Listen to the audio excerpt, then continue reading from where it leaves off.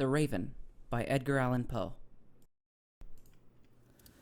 Once upon a midnight dreary, while I pondered, weak and weary, over many a quaint and curious volume of forgotten lore, while I nodded, nearly napping, suddenly there came a tapping, as of someone gently rapping at my chamber door.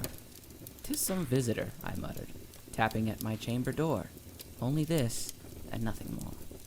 Ah, distinctly I remember it was in the bleak December, and each separate dying ember wrought its ghost upon the floor. Eagerly I wished the morrow, vainly I had sought to borrow from my books surcease of sorrow for the lost Lenore, for the rare and radiant maiden whom the angels name Lenore, nameless here forevermore.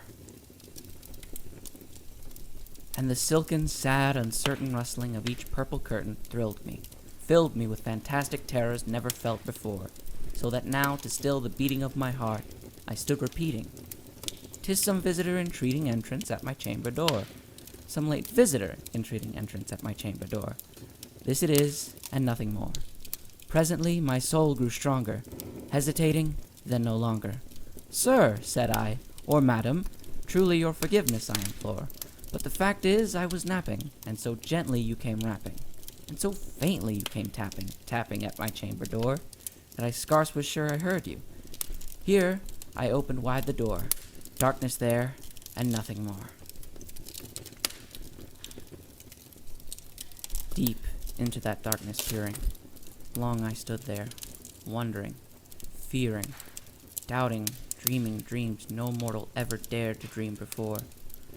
But the silence was unbroken, and the stillness gave no token, and the only word there spoken was the whispered word, "Lenore?" This I whispered, and an echo murmured back the word, "Lenore." Merely this, and nothing more. Back into the chamber turning, all my soul within me burning. Soon again I heard a tapping, somewhat louder than before. "Surely," said I, "surely that is something at my window lattice. Let me see then what thereat is, and this mystery explore. Let my heart be still a moment, and this mystery explore. 'Tis the wind, and nothing more." Open here I flung the shutter, when, with many a flirt and flutter, in there stepped a stately raven of the saintly days of yore. Not the least obeisance made he, not a minute stopped or stayed he, but with mien of lord or lady, perched above my chamber door, perched upon a bust of Pallas, just above my chamber door, perched and sat, and nothing more. Then this ebony bird, beguiling my sad fancy into smiling, by the grave and stern decorum of the countenance it wore. "Though thy crest be shorn and shaven, thou," I said, "art sure no craven, ghastly grim and ancient raven, wandering from the nightly shore. Tell me what thy lordly name is, on the night's Plutonian shore." Quoth the raven, "Nevermore." Much I marveled this ungainly fowl to hear discourse so plainly, though its answer little meaning, little relevancy bore, for we cannot help agreeing that no living human being ever yet was blessed with seeing bird above his chamber door, bird or beast upon the sculptured bust above his chamber door, with such name as Nevermore. But the raven, sitting lonely on the placid bust, spoke only that one word, as if his soul in that one word he did outpour. Nothing farther than he uttered, not a feather than he fluttered, till I scarcely more than muttered, "Other friends have flown before. On the morrow he will leave me, as my hopes have flown before." Then the bird said, "Nevermore."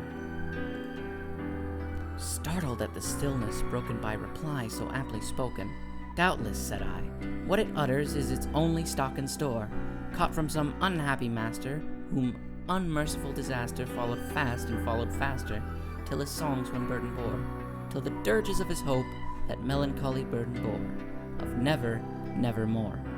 But the raven still beguiling all my fancy into smiling, straight I wheeled a cushioned seat in front of bird and bust and door. Then upon the velvet sinking, I betook myself to linking fancy onto fancy, thinking what this ominous bird of yore, what this grim, ungainly, ghastly, gaunt, and ominous bird of yore meant in croaking "Nevermore." This I sat, engaged in guessing, but no syllable expressing, to the fowl whose fiery eyes now burned into my bosom's core. This and more I sat divining, with my head at ease reclining.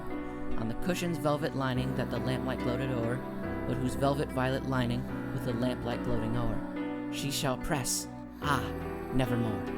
Then methought the air grew denser, perfumed from an unseen censer, swung by seraphim whose footfalls tinkled on the tufted floor. Wretch, I cried, thy God hath lent thee, by these angels he hath sent thee, respite, respite and nepenthe from thy memories of Lenore. Quaff, oh quaff this kind nepenthe, and forget this lost Lenore. Quoth the raven, nevermore. Prophet, said I, thing of evil, prophet still if bird or devil, whether tempter sent or whether tempest tossed thee here ashore, desolate yet all undaunted on this desert land enchanted, on this home by horror haunted, tell me truly, I implore, is there balm in Gilead? Tell me, I implore.